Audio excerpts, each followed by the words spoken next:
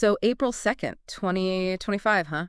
That's the date when President Trump, in his second term, decided to announce this, well, pretty huge set of new tariffs. I mean, he even called it Liberation Day, quite the branding there. Yeah, bold move. And you, our wonderful listeners, have sent in a really impressive amount of info on this. News articles, analysis pieces, even some background from Wikipedia.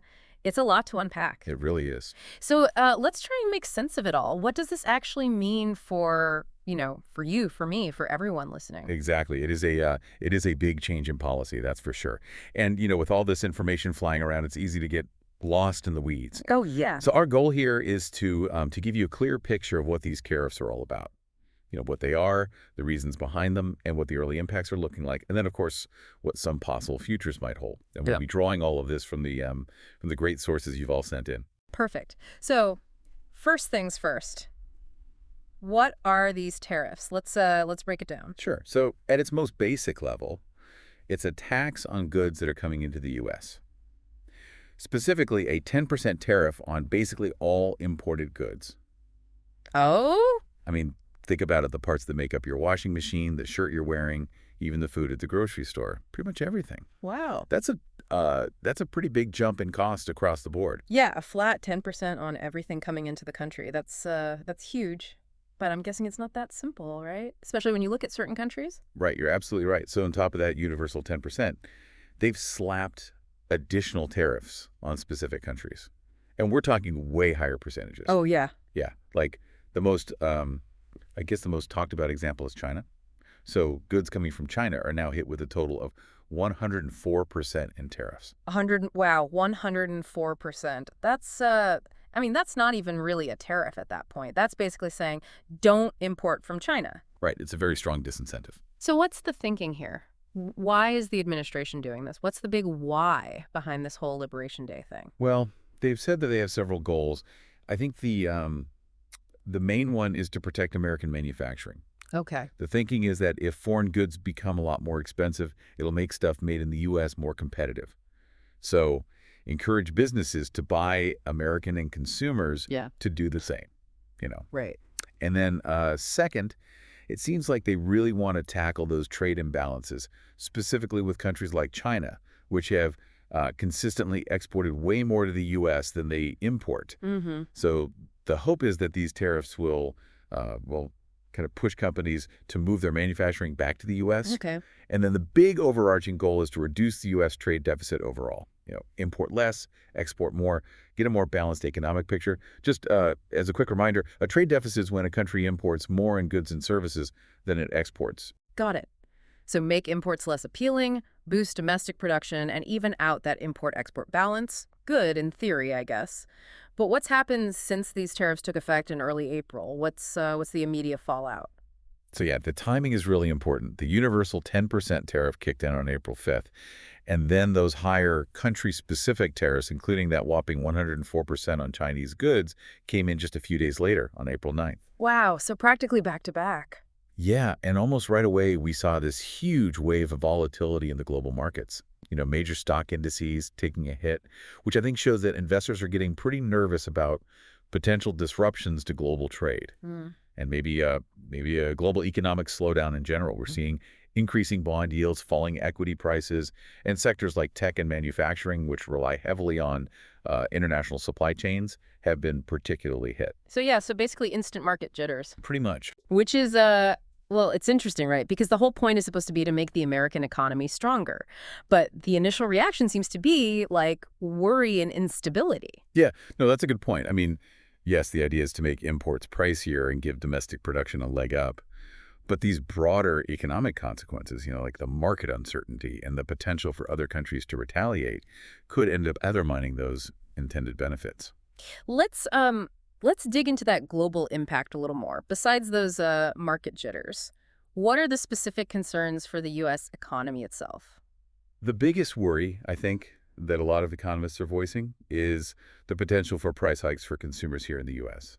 I mean, these tariffs are essentially taxes on imports. Right. And realistically, businesses are probably going to pass at least some of those costs on to, onto us, the people buying their products. And that could lead to a spike in inflation, meaning your dollar doesn't go as far as it used to, which could then reduce our overall purchasing power and maybe even slow down economic growth.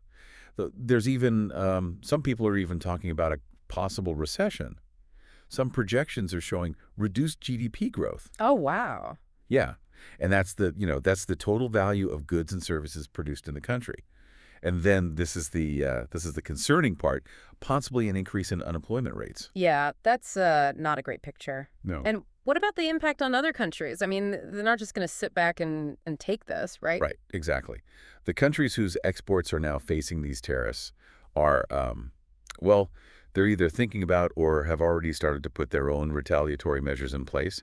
China, as you can probably guess, has already announced tariffs on a bunch of U.S. goods. And this could easily spiral into an escalating trade war, which, of course, would be bad for American exporters, especially in areas like agriculture and aerospace.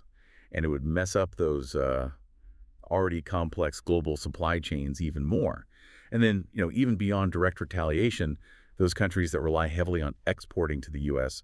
are probably going to face some pretty strong economic headwinds, hitting their own growth and employment numbers. So we've got these stated goals, protecting American jobs and industry, shrinking the trade deficit, all that. Let's break down the arguments from both sides. What are the main points that people who support these tariffs are making? Well, they often start by saying that these tariffs are crucial for protecting American jobs, protecting American industries. Right. Their logic is that by making imported goods pricier, you're giving domestic manufacturers a much-needed edge, especially in those sectors like steel, aluminum, and cars. And they say that could lead to new jobs, or at least prevent more job losses. And then second, they really emphasize the trade deficit, especially with countries like China. They see reducing that as like a key step to a healthier, more balanced U.S. economy. Okay, that's a big part of their argument. What else do they point to? National security and, gaining more strategic independence are also things we hear a lot. Yeah. The idea there is that relying on other countries, especially, potential rivals, for really important stuff like semiconductors, medicine, rare earth minerals, that creates a big vulnerability for the U.S. So they say tariffs encourage building up domestic production in those, those strategically important sectors. Makes sense. And then tariffs are also seen as a powerful bargaining chip, a way to pressure other countries into playing fairer on trade, making intellectual property protection stronger, ending things like forced technology transfer. And finally, there's that long-term vision of bringing American manufacturing back to life, even if there are, some bumps in the road in the short term. Okay, so those are the main points from the pro-tariff side. Now, let's flip it. What are the big concerns and criticisms that we're hearing?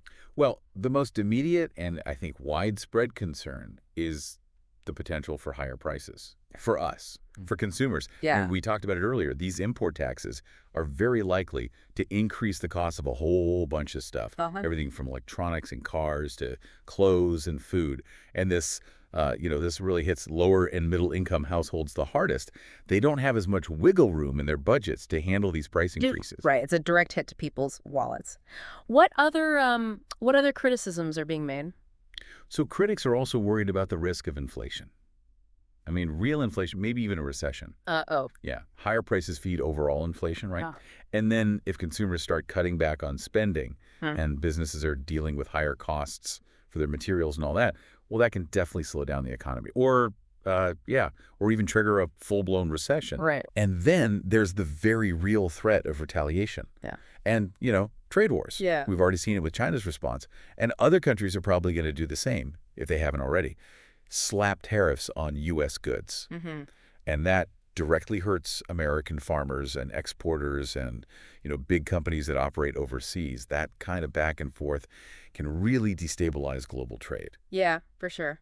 So what about the more, I guess, the practical challenges and the potential for things to backfire? Supply chain disruptions are a big one. I mean, the global economy is so interconnected these days. Yeah. A lot of products, even ones that say made in America, rely on parts and materials from all over the world.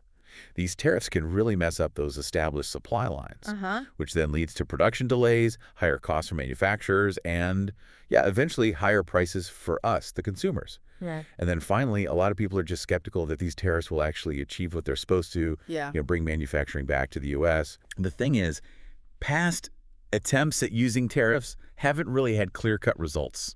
And we haven't seen this mass return of manufacturing to the U.S. despite those efforts. So we've got these two sides, these two sets of arguments, often completely opposite. Looking at how things have played out in the immediate aftermath of these tariffs, which side seems to be, which side seems to be right so far, based on what we're seeing? If we're talking short term, based on like the early economic indicators and how the market's reacting, I'd say the arguments against the tariffs seem to be holding more water. Okay. I mean, inflation was already a problem in the U.S. economy at the start of 2025, Mm-hmm. and these tariffs are almost certainly going to make it worse. Right. The way the global markets are reacting, the worries about a potential recession, those are pretty big red flags. And then Yeah. you add the fragility of the supply chains Yeah. and the very real possibility of retaliatory tariffs, and yeah, the outlook isn't great. Mm-hmm. So that makes sense for the short term, but what about the long game? Could the arguments for the tariffs end up being more valid over time? Well, the long-term goals that the pro-tariff people are talking about, like greater economic independence for the U.S. and a revival of American manufacturing, those are those are good goals. Yeah. But whether tariffs alone can actually achieve that, I think, is very debatable. Mm. It would probably need a really comprehensive, well-executed industrial policy to go along with the tariffs. And by industrial policy, I mean like specific government actions and investments to boost certain sectors of the economy. Okay. Simply slapping on tariffs without making big investments in things like R&D, infrastructure, workforce training, that might just make the U.S. a more expensive place to buy stuff without actually creating strong domestic alternatives. So if we do a cost-benefit analysis right now, just a few days into these tariffs, what's your take on how things are stacking up? My early assessment is that, as of right now, April 2025, the economic downsides of these tariffs are outweighing any clear benefits. Mm-hmm. We're already seeing those consumer prices going up. Mm-hmm. And as we talked about, that hits lower-income households the hardest. Right. And then the market reaction has been negative, business confidence is down, and yeah, that's not a good sign for the economy going forward. And then on top of all that, we've got those retaliatory tariffs from major trading partners like China. And to make matters worse, the supply chains are under a lot of strain because domestic production just isn't ready to take over from all those imports that are now subject to these higher tariffs. So are we seeing any real progress towards those pro-tariff goals in these first few weeks? Not really. Not anything that's big enough or widespread enough to really point to. Mm-hmm. We haven't seen a ton of companies saying they're going to move manufacturing back to the U.S. A lot of them seem to be kind of taking a wait-and-see approach, or even looking at moving production to other countries that aren't, caught up in these new tariffs. Then the overall U.S. trade deficit hasn't shown any signs of shrinking either. Right. These big economic shifts take time, and the data we have so far just doesn't point to a quick turnaround. I mean, sure, some domestic factories and those protected sectors might see a little bump in demand, but a lot of other sectors that need imported parts are dealing with higher costs and potential disruptions. So why are we seeing this imbalance? Costs hitting us right away, benefits still out of reach. I think it's a few things. First, the policy is just really broad. This universal tariff hits imports from basically everywhere, Yeah. even close allies. And that creates a lot of unnecessary friction and cost in our trading relationships. Makes sense. Second, it seems like these tariffs were put in place before those key domestic industries were really ready to ramp up production. They can't just instantly replace all those imported goods. And maybe most importantly, it feels like there's no real plan, no comprehensive industrial policy to back up these tariffs. Yeah. Without serious government investment in things like infrastructure, innovation, and job training, those tariffs alone probably aren't going to bring about a manufacturing renaissance. So is there anything that could make this tariff strategy more successful down the line? What would have to happen for those benefits to actually outweigh the costs? Oh, absolutely. There are ways things could turn out better, but it would take some pretty big coordinated changes. Like what? Well, first, we'd need to see a lot of investment, both public and private, in boosting U.S. manufacturing capacity across the board in key sectors. And then we'd need big programs to train and retrain American workers for those jobs. And this is really important. Our major trading partners would have to respond to these tariffs with, with diplomacy, not just escalate things with more retaliation. And then, of course, the U.S. economy as a whole would have to avoid a major inflation crisis and a recession. Without those things happening, it's hard to imagine that pro-tariff vision becoming reality. So let's play this out. Let's say this tariff plan works exactly as its supporters hope. What's that best case scenario look like? Okay, so best case scenario, we see this like huge comeback of American manufacturing. Okay. Companies are bringing production back to the U.S. Tons of new jobs, especially in those, those blue-collar sectors that have been struggling. Middle-class incomes are going up. The U.S. trade deficit shrinks big time because imports are less attractive, and American exporters have better access to global markets thanks to new trade deals. Right. The U.S. becomes more strategically independent because we're making more of those essential goods ourselves. Yeah. Less vulnerable to global disruptions. And then on a global level, other countries might actually start playing fairer on trade because of pressure from the U.S. Yeah. And maybe we even see this surge in domestic innovation as more investment goes into things like advanced manufacturing and clean energy. The big picture is, some short-term pain leading to long-term economic independence, a stronger middle class, and, the U.S. having more leverage on the world stage. So that's the rosy picture. Now let's flip it again. What if these tariffs really backfire? What's that worst case scenario that the critics are so worried about? Okay, worst case, inflation goes haywire. Prices on everything, especially essential stuff, just skyrocket. Yikes. And that could force the Fed to hike interest rates like crazy to try and get it under control. But then that would probably slow down the economy even more and make it way more expensive to borrow money for mortgages, car loans, all that. Yeah. So then consumer spending plummets because people have to cut back, and that leads to mass layoffs, a deep recession, maybe even stagflation, which is that nasty combo of low growth and high inflation. Right. And then we could see a real trade war break out. Countries all over the world hitting U.S. goods with retaliatory tariffs, which would be devastating for American farmers, manufacturers, and those multinational companies. Global trade shrinks. Yeah. And then supply chains completely break down. American companies can't get the parts they need from overseas, so production shuts down, costs explode, businesses start going under or moving to other countries to escape the tariffs. Wow. And then, to top it all off, the U.S. ends up isolated on the world stage. We alienate our allies, we lose credibility, we lose influence. So basically, the worst-case scenario is a much poorer, more isolated America with a broken economy and damaged relationships around the world. So two very different possible futures. Thinking about these potential outcomes and thinking about those goals, building up U.S. industry, keeping our standing in the world, making sure we're resilient.